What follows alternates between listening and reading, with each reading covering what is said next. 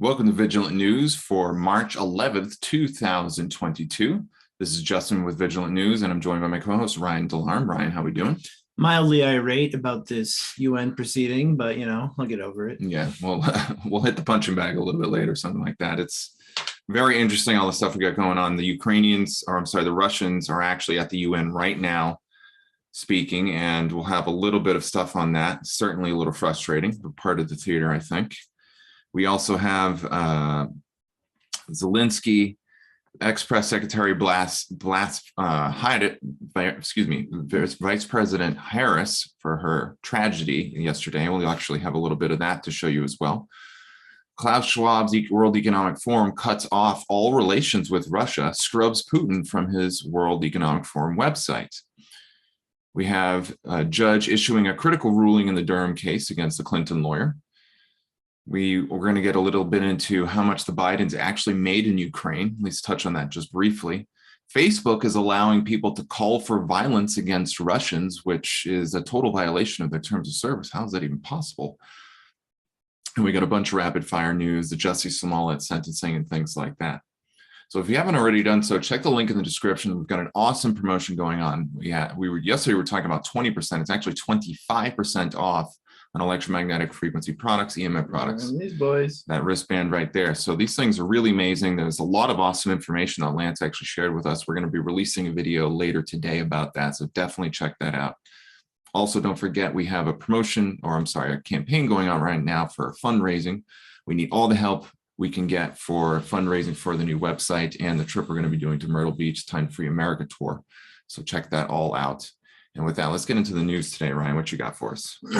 Well, as you already mentioned, right now, Russia convenes a UN Security Council meeting to present the Biolab evidence. Started at 11 a.m. today. They released some information just before the event that's circulated, but as predicted, these other UN officials show up, they're reading talking points. It's a clown show. It's very upsetting to listen to, but so it's supposedly, at least according to Larry Johnson of the Gateway Pundit, today was supposed to be a very bad day for the United States. They roasted the Soviet Union in the UN's Security Council 60 years ago. The meeting convened over the Cuban Missile Crisis. Today, they're convening over the US's Biolabs in Ukraine. Okay. And now the US is saying it's all misinformation, it's all a lie.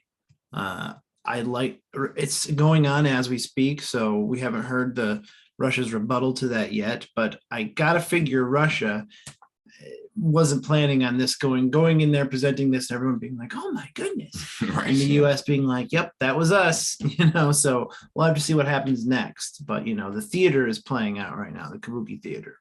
Certainly. So that's happening. There is a link in the Gateway Pundit that you can watch. The live stream is still going on right now, and we have a clip of what he said right here. Yeah, so this is the Russian Federation right here. So let's take a listen. Our military became aware of the details of the project UP4, which was being conducted in laboratories of Kiev, Kharkov, and Odessa. The goal is to study the possibility of spreading particularly dangerous infections using migratory birds. And this includes a highly pathogenic influenza H5N1, whose lethality for people reaches 50%, as well as in the Newcastle disease. Yeah, there was another project where the vector of the potential agents of biological weapon, bats, were considered.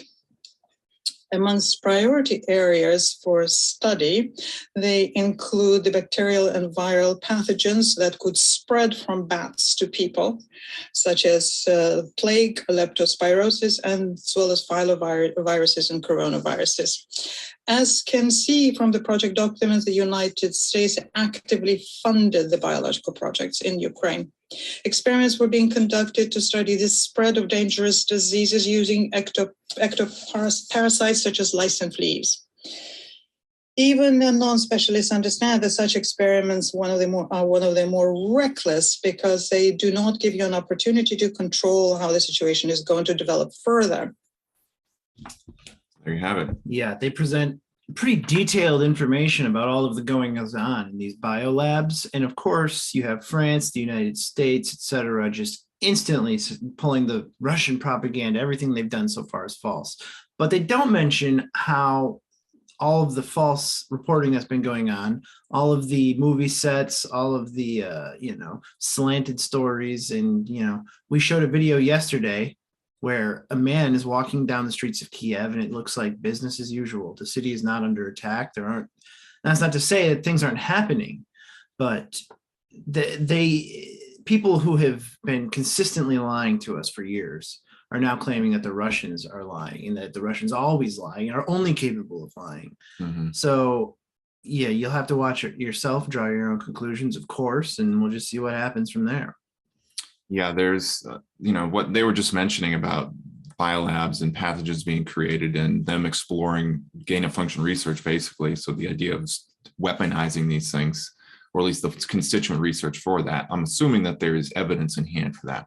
And they didn't ask to see the evidence. If you would think if they were truly serious about identifying weapons of mass destruction, which is one of the tropes that they mentioned in the Security Council meeting today at the UN, they would say, oh, Russia, well, we think you're lying, but we should at least give you the benefit of the doubt. Let's see what evidence you have to bring to the table. They didn't do that at all. They literally said at one point, everything that they're said is an absolute lie, which is clearly not the case. So what about all the documents that they scrubbed off the internet, the US Embassy? And what about how you just go in the Wayback Machine and still see them? Was that all Russian misinformation too? Mhm. Was it Russian misinformation that they deleted those because you can see that they did? Did the Russians go in there and delete them for them? You know what I Right, mean? yeah, So exactly. I mean, I don't know what the play here is, but it seems like what's happening is that the Western media that is aligned with this whole narrative that all of the biolabs are just Russian disinformation, they're being given an opportunity to dig their own grave.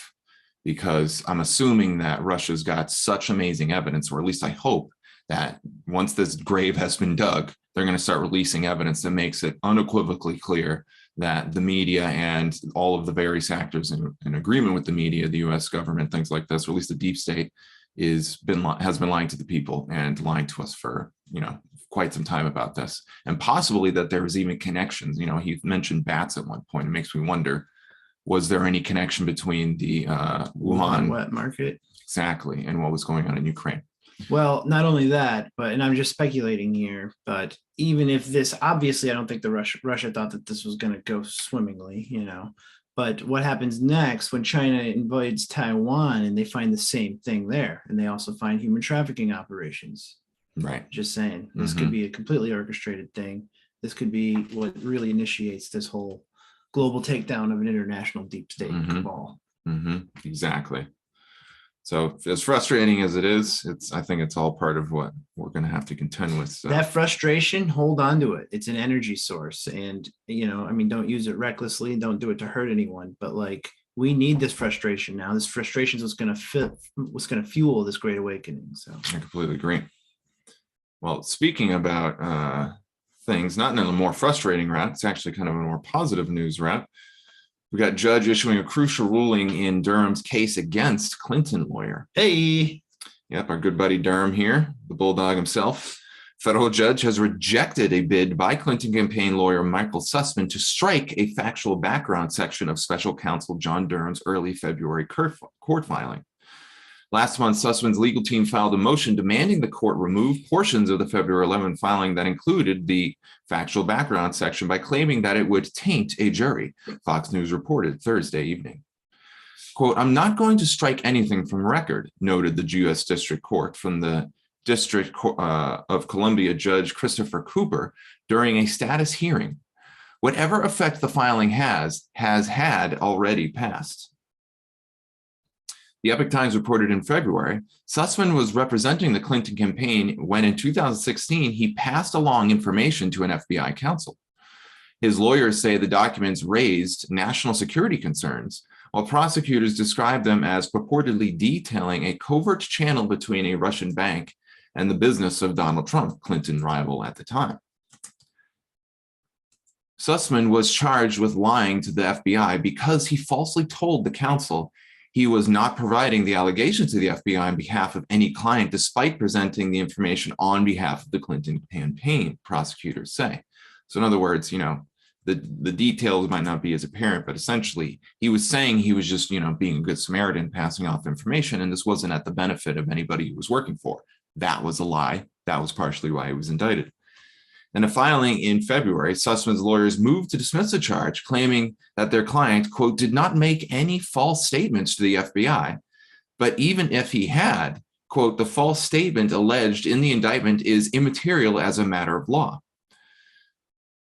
Quote, allowing this to go forward would risk criminalizing ordinary conduct, raise First Amendment concerns, dissuade honest citizens from coming forward with tips, and chill the advocacy of lawyers who interact with the government, the filing stated. So this is the filing that Sussman was those are the points or case that Sussman was trying to argue is the reason why the thing should be struck from the record. Durham's team responded by calling these claims absurd and asked the federal courts of the District of Columbia to proceed.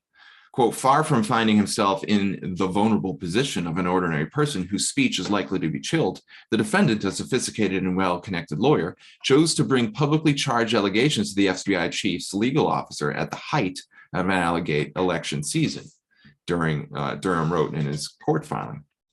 He then chose to lie about the clients who were behind those allegations. Yeah, not to mention the fact that it was politically motivated and it was false, and he probably knew it. So that's me interjecting that there. Let me continue the quote. Using such a rare access to the halls of power for the purposes of political deceit is hardly a type of free speech, thank you, that the founders intended to protect, said Durham, who was appointed by former Attorney General William Barr to investigate the origins of the Russiagate probe. And far from being immaterial, he continued, they went on to say that the defendant's false statement was capable of influencing both the FBI's decision to initiate an investigation and its subsequent conduct of that investigation, the filing continued. In its response to Sussman's filing, Durham's team noted the defendant's false statement to the FBI general counsel was plainly material because it misled the general counsel about, among other things, the critical fact that the defendant was disseminating highly explosive allegations about the then presidential candidate on behalf of two specific clients, one of which was the opposing presidential campaign. So far from being immaterial, in other words, this was highly politically motivated and it had a political effect. So the defendant's efforts to mislead the FBI as a manner during the height of the presidential election plainly could have influenced the FBI's decision-making in any number of ways, Durham's team continued. So if the case goes to trial, Durham will likely argue that the evidence proves the Bureau could have done something prior to starting a full investigation into the matter to include an assessment and should have delayed making a decision until after the 2016 election or declined to have launched the probe at all. I completely agree with that. So, and we now know that Durham is also indicating that he's going to look into the server hack at the DNC. That's right. So slowly but surely, the race is being one, I would say. We might hear the name Seth Rich again sometime soon. Exactly. All right. Well, with that, that's really good news. I'd say we'll keep an eye on that, of course. And let's move on. It's all good news, even the bad stuff, to be honest. Sure. It's escalating this. More eyes are getting on it. It's having worldwide implications. It's not just like a at home in the US culture war of like a small percentage of the population on both sides, actually paying attention to what's going on. It's like everyone's feeling it now. So exactly. Especially Kamala Harris. Yeah. Speaking of, Zelensky's ex-press secretary blasts Harris. Would be a tragedy if this woman won the presidency. I don't think that's too far from the truth. So the former press secretary to Ukrainian President Volodymyr Zelensky is not a fan of Vice President Kamala Harris. In a tweet that has since been deleted, Yulia Mendel wrote on Twitter that it would be a tragedy if Harris ever became the president. It would be a tragedy if this woman won the presidency, Mendel wrote on Twitter following Harris's Thursday press conference alongside Polish President Andrzej Duda, addressing the ongoing Russian invasion of Ukraine. Below is a screenshot of Mendel's now deleted tweet.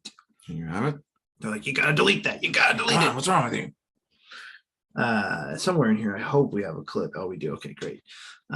Mendel's tweet was directed at a video posted by another user showing Harris awkwardly laughing, which is pretty typical for her, at a question from a reporter about Ukrainian refugees. Harris oddly laughed when she asked if the United States planned on making a space for Ukrainian refugees as she met with foreign leaders in Poland to discuss the ongoing Russian invasion.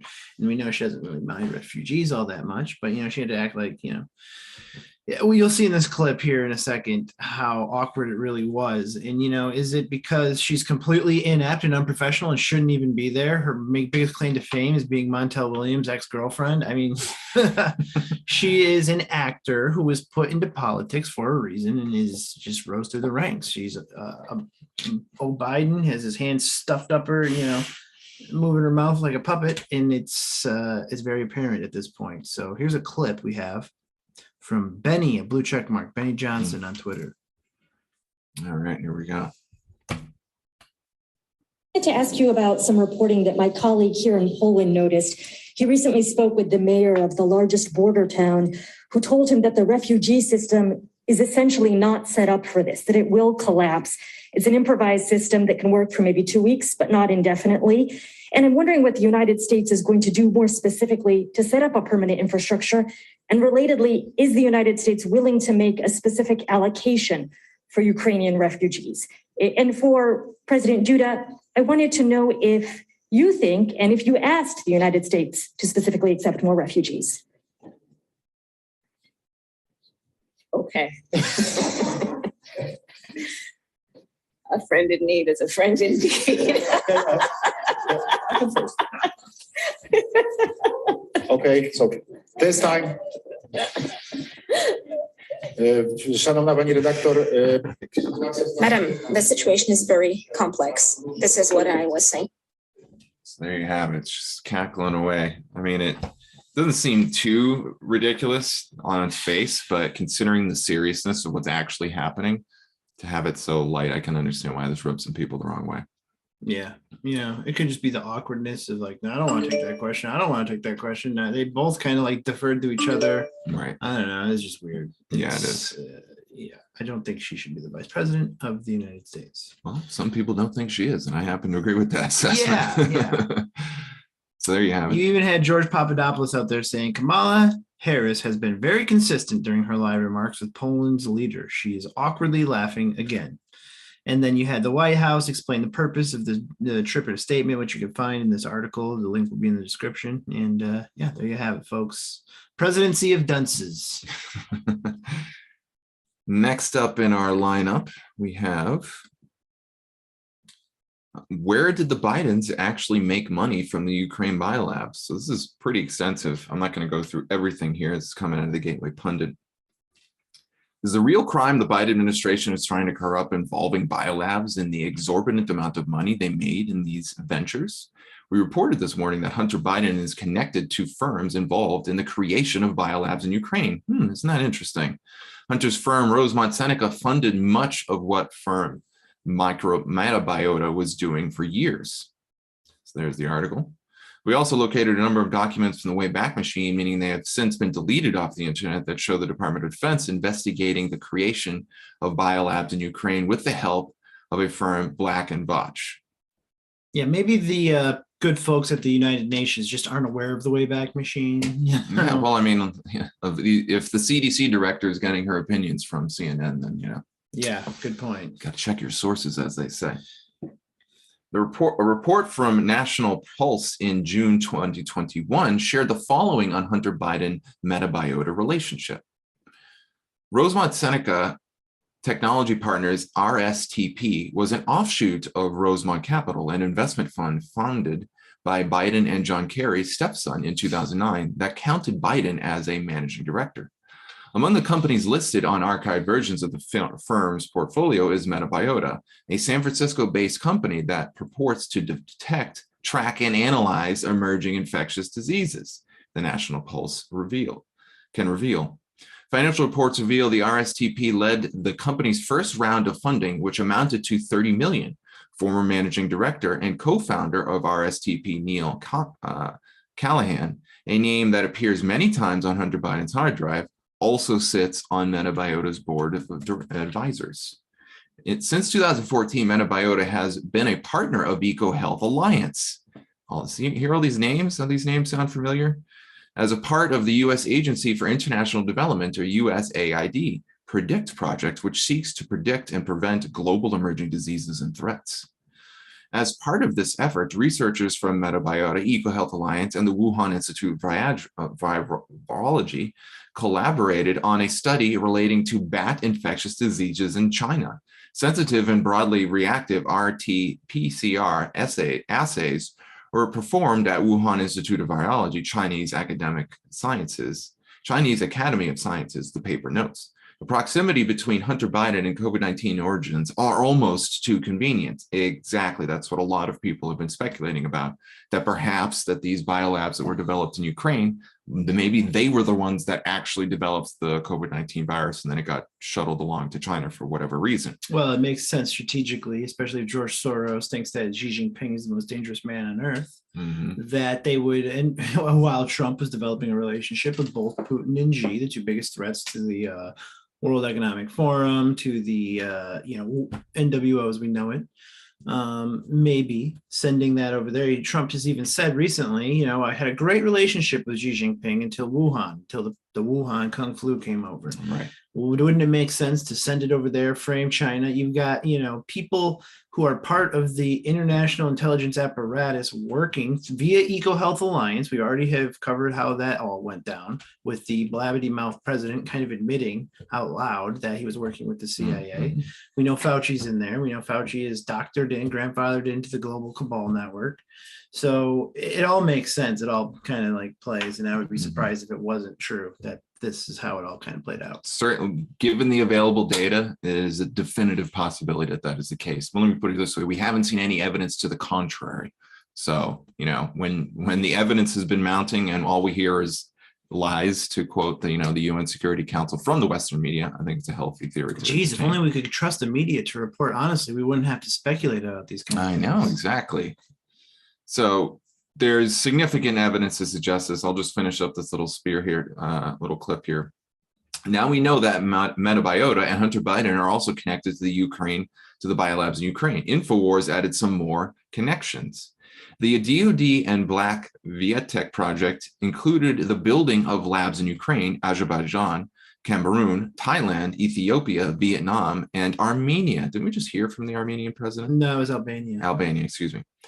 In 2014, a firm called Metabiota, which specializes in detecting, tracking, and analyzing potential disease outbreaks, signed a $18.4 million federal contract as a subcontractor for Black Vietech in Georgia and Ukraine. The pair even share an office in Kiev, according to a job advertisement posted by Black Vietech. Here's a screen grab showing the companies shared an office. So for those of you who can't speak Russian, I can't either, but I'm assuming that's valid. But we do see here an office in Kiev and the names here. So this is all pretty up and up. So there you have it, ladies and gentlemen. Even more connections with our good old buddies, the Bidens, and the crime family associated with them.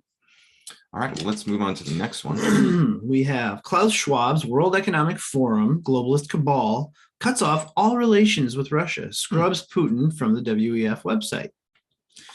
So Klaus Schwab's globalist cabal, World Economic Forum, and announced that it has severed all relations with the Russian government and President Vladimir Putin due to the ongoing invasion of Ukraine. Quote, "We are not engaging with any sanctioned individual and have frozen all relations with Russian entities," spokesperson Amanda Russo told Politico this week. Putin was also completely purged from the World Economic Forum website earlier this week before Russo's announcement. You have a tweet here. The World Economic Forum's decision comes as the United States, European Union, Canada, and several other countries have put crippling sanctions on Russia's economy and banking sector. I would say that Russia seems to have been preparing for this for a long time. So how bad it's going to hurt them, I guess we'll still have to see. Time will tell. But, will the media tell us the truth about it? I don't know. As well as Russian politicians, oligarchs, and Putin himself. There are also dozens of major corporations that have followed suit, cutting off business operations in the country entirely. However, the public decoupling from the World Economic Forum is somewhat surprising because of the close relationship it maintained with Russia in the past. Not only has Putin been a keynote speaker for the Schwab-led organization several times over the years, but he is a graduate of the Young Global Leaders program, which has also produced other notable globalist puppets like Justin Trudeau, U.S. Transportation Secretary Pete Buttigieg, New Zealand PM Jacinda Ardern, German Chancellor Angela Merkel. In other words, some of the worst of the most worst sellouts among elected officials in the West. The World Economic Forum uses these loyal graduates of its programs to infiltrate governments and penetrate their cabinets around the world in order to further their globalist utopia agenda. And that's not a wild conspiracy theory that emerged from the dark recesses of the far-right interweb. Schwab openly and often brags about corrupting governments by infiltrating them from within. Just take a look at one clip from his speech. We don't have to play the clip, but if Justin, if you would, in your finest Klaus Schwab voice, read the quote for us. We are very proud of is what we penetrate the global cabinets of countries with our World Economic Forum, young global leaders like Trudeau. With Putin being a graduate of the World Economic Forum, does this public decoupling signal that troubles are brewing in the globalist utopia agenda? After all, Ukraine is the most poorly kept secret of Western elites. The country has long been used by the likes of Biden, crime family, Obama, Soros, Clintons, and the World Economic Forum, among many others, to run their corrupt dealings through. And now, with the shitstorm kicking up about the US-backed EcoHealth-linked biological warfare testing labs, which we just mentioned, Putin is reportedly targeting, things are getting sketchy for the criminal cabal, which is why you see everyone in the UN, all of the puppets there that were planted, desperately trying to convince everyone at the United Nations that this is, just all Russian propaganda.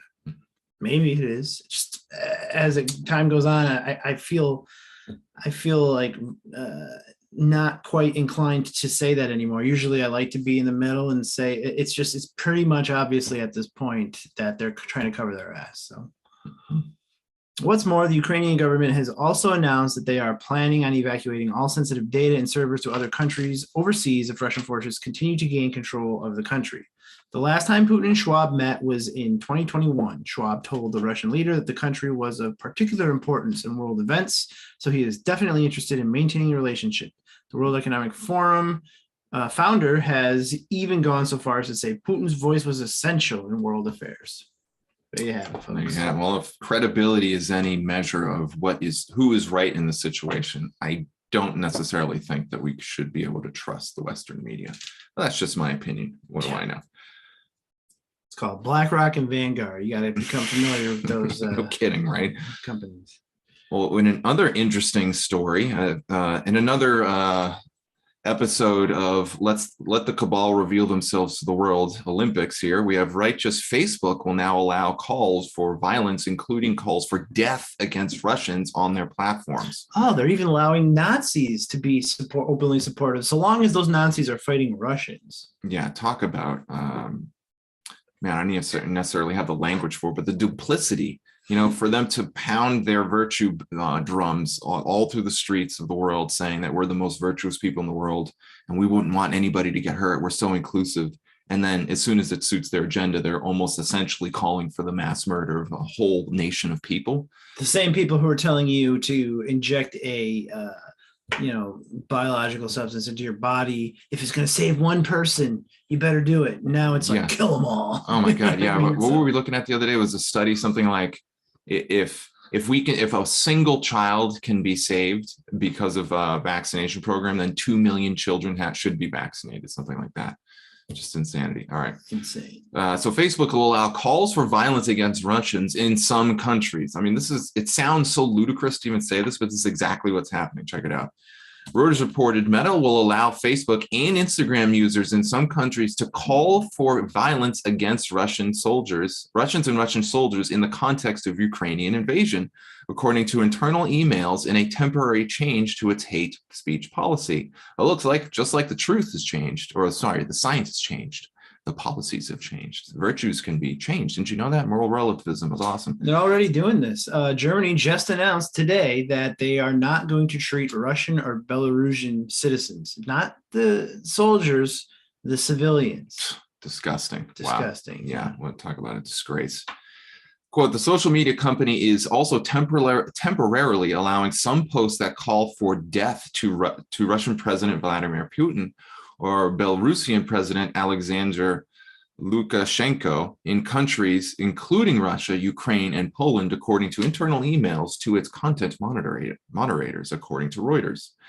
Today, it's Russians. Tomorrow, it's the Trump supporters. Yeah, no kidding.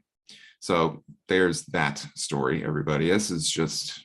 Man, when I saw that, my blood was boiled, admittedly. That I just have a really hard time with people who openly manipulate other people using, their good intentions. And that's just the bread and butter with these people. All right, so let's get through some rapid fire real quick. I'll start the rapid fire game here. We got Jesse Smollett sentenced to jail for hate crime. I believe it was 150 days and 3 years of probation with like 100. Poor Juicy. Yeah, exactly. Poor Juicy. Juicy. He's a global leader.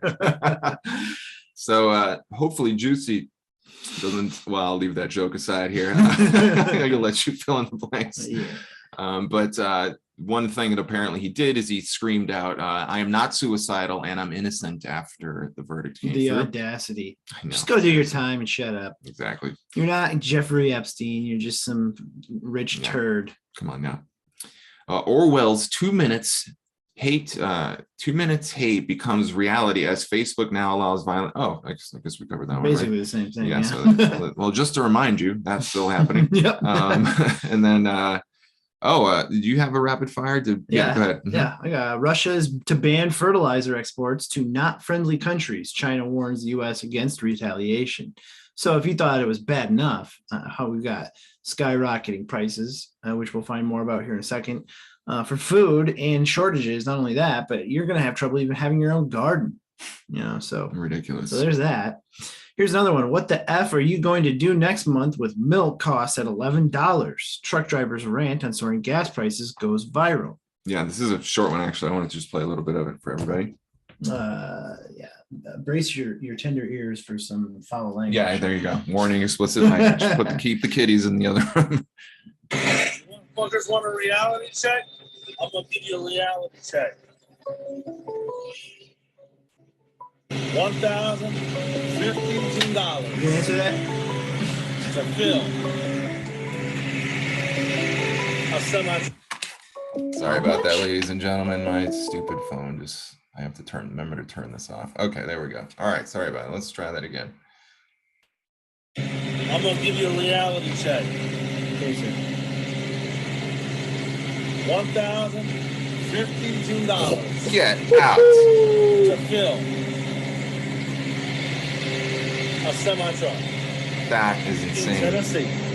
It is currently, right now, $5.15 a gallon. Wow. What the fuck are y'all going to do next month when your gallon of milk costs $11?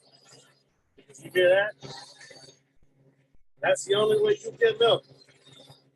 Reefer units, refrigerated trailers. It ain't like y'all going to do without.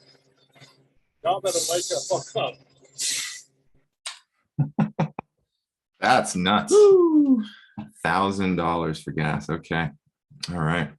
And then we have another article we already covered. Kamala Harris embarrasses U.S. on the world stage in Poland, delivers word salad, awkwardly laughs during discussion on Ukrainian refugees. So yeah, don't forget about that because this is the vice president of the United States. If Joe Biden accidentally fell down some stairs, which has already happened on several occasions, 3 times. she could be the next person in charge, and it would just be, that is, of course, if you believe that these people are in charge of anything, according to an alleged transcript. Vladimir Putin doesn't seem to think that Biden's the president of anything, and That's I right. tend to agree. I completely agree. And that's in our video from yesterday, by the way, if you're curious about that. And if you find anything about that, if we can find the official transcript, we will post it That for would sure. be great. So with that, everybody, thank you so much for watching. Have a great weekend. Stock up on everything you need to stock up on as much as you reasonably can. And also stock up on some of these EMF harmonized wristbands, Exactly. patches, etc. Yep. Get your health up in order. Of course, with all the craziness happening with businesses, I want to help fund your business. If you haven't already done so, contact me at justin@romellofunding.com. That's justin@romellofunding.com. Help me to help you fund your business and make it successful. All right, everyone, take care. We'll see you on the next one. Be safe.